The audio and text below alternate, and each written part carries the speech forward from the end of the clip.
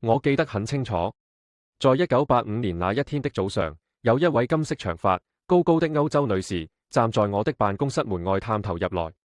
她問：我現在可以和你談嗎？我點了頭之後，她立刻閃了入來，轉身關了身後的門。她非常興奮地說：你可以了，昨天你講那件事，你可以做。從那一刻起，我整個人生就光明了很多，就如韓紅那首歌《天亮了》。為方便起見，我叫她做琳達小姐。她是30出頭，比我大幾歲。她當時是加拿大石油界一位很少有的專家，在1980年代用電腦畫圖設計，要用很貴、很高級的電腦系統。我做工那公司很有錢，每年的新建設就用超過10億加元。在上世紀80年代，那是個很大的數目。我公司共有3部機 Design Terminal， 每一部都需要一個專人操作，而每一天琳達小姐和她的團隊就負責確保這套設備的運作正常。除了專人的薪金及硬軟件的維修之外，每一套需要加元25萬，共花費75萬設置的。那時普通人的時薪還不到3加元。話說回前一天，我請琳達小姐到我辦公室，我把一張預備好的紙放在她的面前，叫她拿回家去考慮之後盡快答覆我。紙上寫了一系列用電腦來做設計時必要的功能。我想知道紙上的功能和他們用了每套25萬加元買回來的設備相差有幾遠，因為全公司幾千員工中只有他是專家。今天一早他講那一句話的意思是，我紙上寫的功能是能滿足到他們每天設計的需要。在我追問之下，他答，那是有90%以上我們現在做的功能。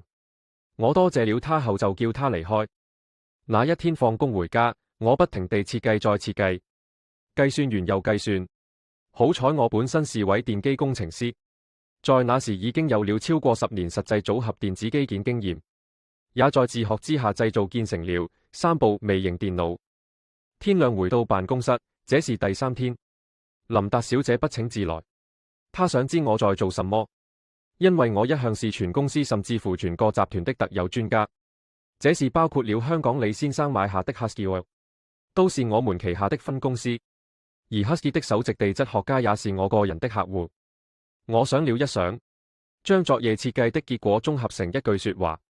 我講，我有方法用你們現在所花的1成費用，設計一部可以滿足你們現在所用系統90%以上功能的工具平台。他當時不明白我的意思，搖搖頭就離開了我的辦公室。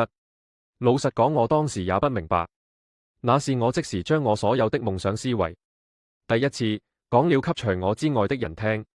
簡單地說，那就是花25,000元做25萬元的工作。講到這裡，你有興趣知道之前發生的事嗎？還有後來的輝煌、血淚、反叛、忠誠、生死、美女、電單車及全世界那時候最大的虛擬企業，還有美國白宮的介入。這是我多年來的見聞和其他人相關的故事和經歷，他極需要你們的支持，我才可以繼續寫下去。